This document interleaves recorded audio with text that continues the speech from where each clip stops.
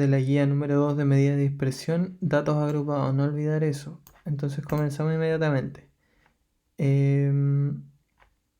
Ya, para esta guía recuerden que sí pueden utilizar calculadora, ya, porque si no los cálculos van a ser demasiado extensos.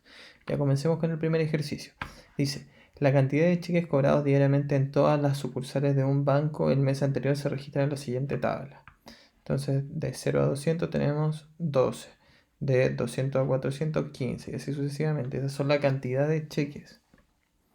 Ya la frecuencia en la que tenemos esta cantidad de cheques. Entonces, tenemos que, el siguiente enunciado, una desviación estándar superior a 200 cheques diarios ocasionará problemas de organización y logística en las sucursales. ¿Ya? Entonces, eso es básicamente lo que tenemos. Como tenemos tabla de datos agrupados acá, intervalos, si ustedes se dan cuenta, nos dice que la cantidad de cheques de 0 a 2, la cantidad de cheques, por así decirlo, que tenemos, de entre 0 a 200 cheques, tenemos 12 veces que pasó eso.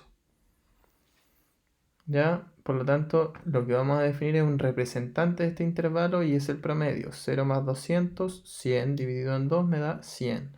Acá, 200 más 400 me da 600, dividido en 2 me da 300. Y ese va a ser, estos de acá van a ser el representante de la clase. Ya, entonces, comenzamos. Ya, la primera pregunta dice, ¿debe preocuparse el jefe de operaciones del banco por la cantidad de empleados que necesitará el mes siguiente? ¿Qué decidirá? Ya, entonces para eso vamos a tener que calcular, como dice acá, la desviación estándar. Y ver qué sucede con eso. Si la desviación estándar es superior a 200, entonces van a haber problemas. Ya, y ahí hay que ver qué es lo que hay que hacer. Ya, entonces, para primero calcular la desviación estándar necesitamos el promedio. Recordar que el promedio es la frecuencia por la marca de clase de cada uno de los intervalos. Entonces resolvemos ese cálculo, sabemos cuántos datos tenemos en total, sumando todas las frecuencias, y tenemos 113 datos en total. Hacemos la división correspondiente y aproximadamente eso nos da 585. ¿Ya? Eso es el aproximado. Una vez que tenemos eso, pasamos a calcular la desviación estándar. La desviación estándar es la misma fórmula que teníamos anteriormente. En este caso, en vez del dato, va a ser el representante menos el promedio elevado a 2 por la frecuencia del intervalo. El representante menos el promedio elevado a 2 y multiplicado por la frecuencia de cada intervalo. Ya, entonces tenemos eso.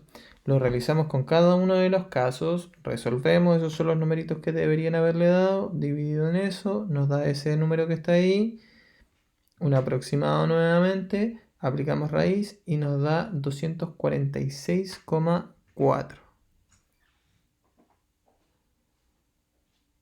¿Sí?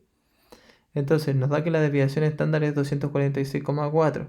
Entonces sí van a haber problemas de logística. Por lo tanto, como la desviación estándar nos decía que si era superior a 200, se debe mejorar la logística de la organización. ¿Ya? Simplemente con esa respuesta es suficiente.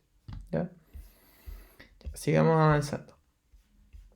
En una muestra de 80 pilas alcalinas se han obtenido los siguientes datos sobre su duración en horas. Aquí tenemos la duración en horas, frecuencia y nuevamente agregamos la columna de marca de clase. Ya, para tener en cuenta eso. Tenemos dos preguntas. En promedio, ¿cuántas horas dura una pila alcalina? Y la siguiente es calcular la varianza y la desviación estándar. ¿Ya? Comenzamos con el promedio. El promedio nuevamente, la frecuencia por la marca de clase de cada uno de los intervalos. Desarrollo eso y veo inmediatamente que la frecuencia, la suma de todas las frecuencias me va a dar el total de datos, el n. Por lo tanto, me da 56. Resuelvo eso y aproximadamente me da 49. O sea, ¿qué quiere decir esto? Que el promedio de duración de una pila alcalina es de 49 horas.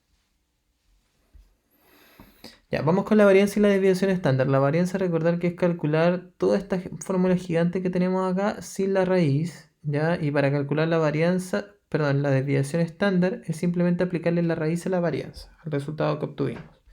Ya, comenzamos a calcular nuevamente.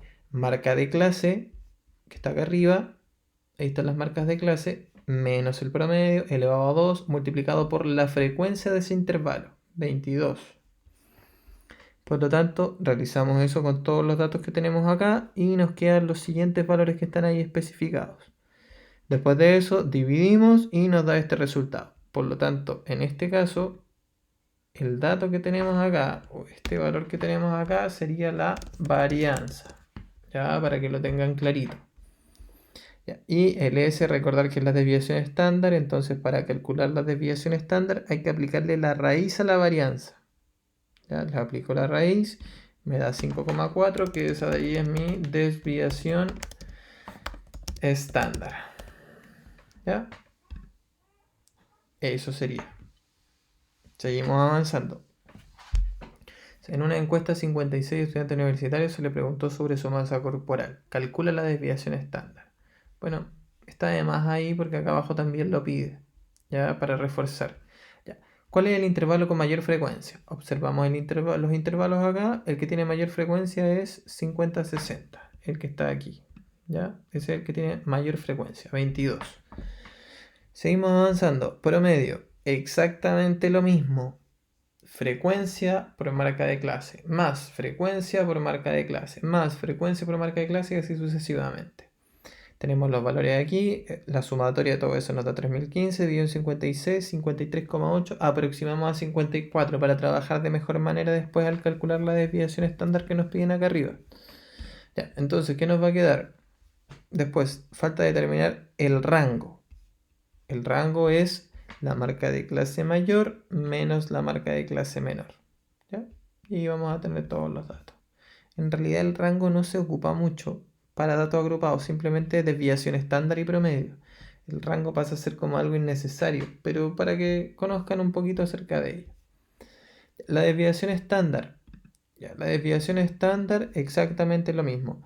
Marca de clase menos el promedio al cuadrado, resuelvo eso y después lo multiplico por 22, por la frecuencia. Lo mismo acá. Marca de clase menos el promedio, resuelvo, elevado a 2 y después multiplico por su frecuencia, que en la tabla la frecuencia era 16. Y así sucesivamente con todos los datos. Una vez que tenemos eso, tenemos los siguientes valores acá abajo, el resultado que tenemos ahí de los valores correspondientes y aplicamos eso, sumamos todo respectivamente y aplicamos raíz. 15,8 es la desviación estándar. En este caso nos enfocamos más en el cálculo, ya que en comparar dos poblaciones. Si ustedes se dieron cuenta cuando trabajamos con datos a granel, nos preocupábamos específicamente de comparar dos poblaciones que tenían el mismo promedio para saber cuál era más homogéneo o cuál no. En esto de los datos agrupados simplemente es para que conozcan la fórmula y entiendan cómo funciona. ¿Ya? Así que eso básicamente, que estén muy bien, nos vemos.